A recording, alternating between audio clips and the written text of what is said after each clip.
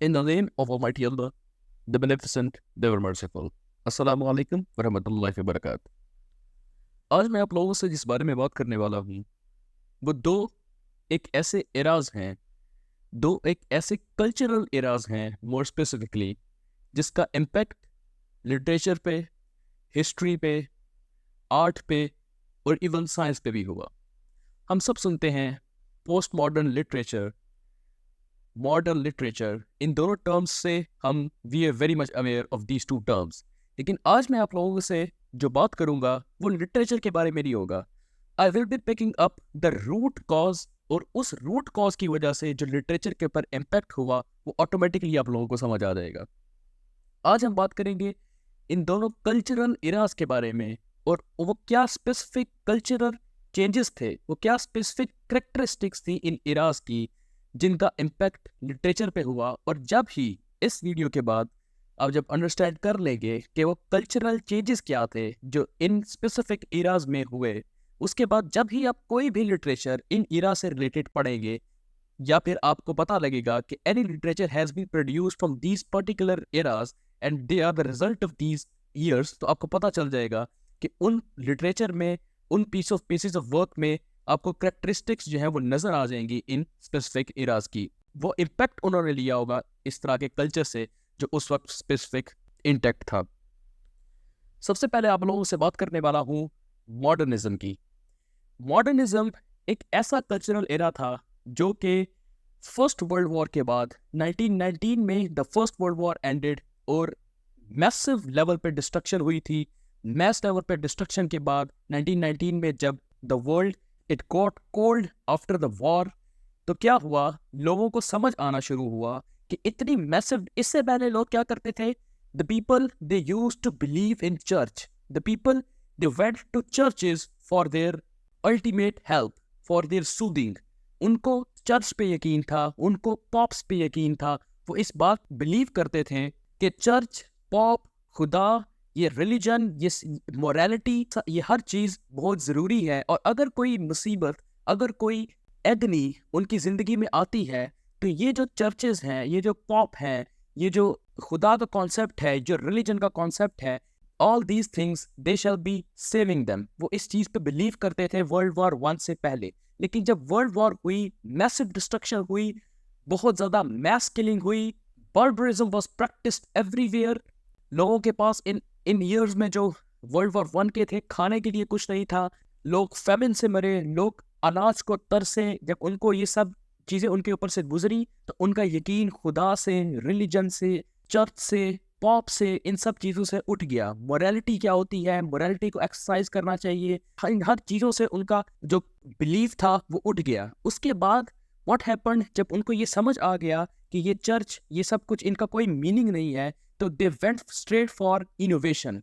वो logic, reason, rationality, इन चीज़ों की तरफ जाना शुरू हो गए, क्योंकि वो समझ गए थे कि अगर दुनिया में तरक्की करनी है, अगर आपने आगे बढ़ना है, तो आपको सेल्फ सफिशिएंट होना पड़ेगा। हर किसी को इंडिविजुअली ये समझ आ गई थी that nobody is going to help no one.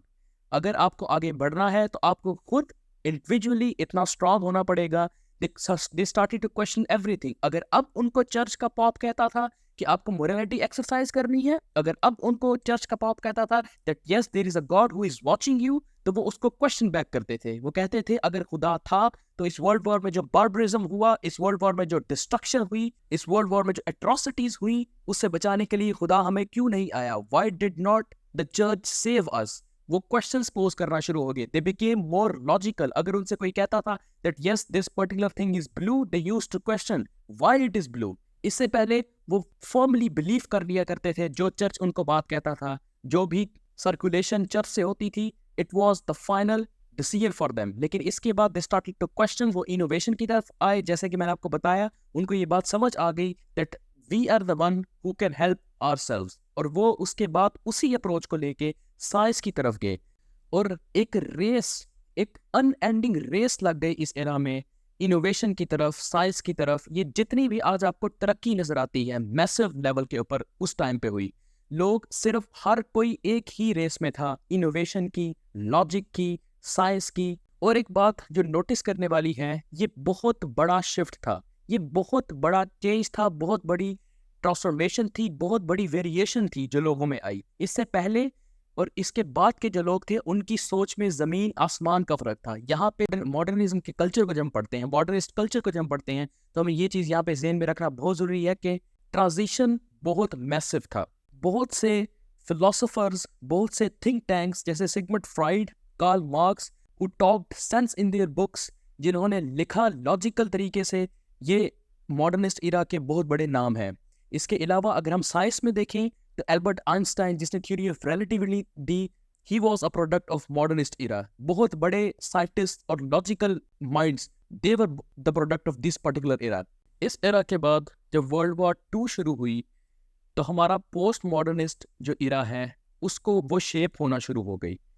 याद रखना है आपने कि वर्ल्ड वॉर 2 जो है वो मॉडर्निस्ट इरा का ही हिस्सा है, लेकिन वर्ल्ड वॉर 2 के अंदर जैसे कहा जाता है ना कि जब कोई भी ट्रांजिशन आता है तो वो बहुत पहले से शुरू होता है। जैसे मॉडर्निस्ट इरा का जो ट्रांजिशन था वो शुरू हो गया था आना लेट 18th सेंचुरी में। इसी तरह से जब वर्ल्ड वॉर 1 हुई हमारा मॉडर्निस्ट इरा शुरू हो गया, people became logical as I have told you. उसके बाद वर्ल्ड वॉर 2 शुरू हुई तो मॉडर्निस्ट इरा को छोड़ के अब लोग पोस्ट मॉडर्निस्ट इरा में शिफ्ट होने वाले थे इन कमिंग ईयर्स। अगर हम पिन पॉइंट करें तो मॉडर्निस्ट इरा 1919 से लेकर वर्ल्ड वॉर एंड होने के, जो कि 1945 में हुई, के बाद भी 1959 तक मॉडर्निस्ट इरा हम कह सकते हैं था। 1960 में पोस्ट मॉडर्न इरा स्टार्ट हो गया। अब पोस्ट मॉडर्न इरा क्या है, इसको एक्सप्लेन करने से पहले मैं आप लोगों के सामने हमारे सब कॉन्टिनेंट में बोला जाने वाला, हमारे कल्चर में बोला जाने वाला एक बहुत फेमस प्रोवर्ब, उर्दू प्रोवर्ब है, हिंदी प्रोवर्ब भी हम उसको कह सकते हैं, जो हमने फिल्म्स में, जो हमने ड्रामास में देखा हुआ है। वो प्रोवर्ब है सब माया है, एवरीथिंग इज फ्लूइड। ये कॉन्सेप्ट था, मेन कॉन्सेप्ट जो पोस्ट मॉडर्न इरा का था वो ये था, एवरीथिंग इज फ्लूइड। फ्लूइडिटी पे बिलीव करना शुरू हो गए थे लोग।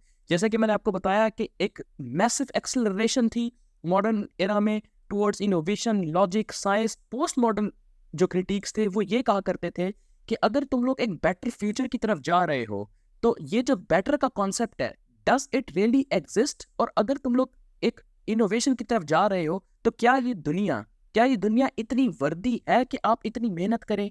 अकॉर्डिंग टू देम, जैसा कि मैंने आपको बताया, एवरीथिंग वाज फ्लूइड, सब माया है, हर चीज खत्म हो जानी है। तो why we should work so hard? Why we should run behind money? Why we should run behind science and innovation?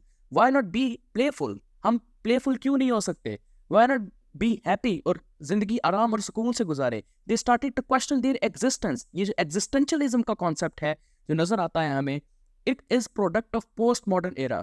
कि हम exist क्यों करते हैं? हमारे existence का purpose क्या है?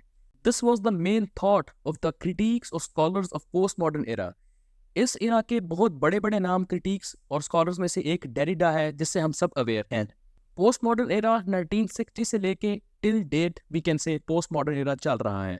This was the main difference between modern era and post modern era, और more specifically I would say modern culture and post modern culture. और इसी से आगे फिर मैंने जैसा आपको बताया, साइंस, लिटरेचर, आर्ट, ये सब चीज़ें इन्फ्लुएंस हुई। और स्पेसिफिकली अगर लिटरेचर की बात करें तो will be talking about modern literature and post modern literature, उनकी कैरेक्टरिस्टिक्स इन एन अदर वीडियो इंशाल्लाह। Thank you very much all of you.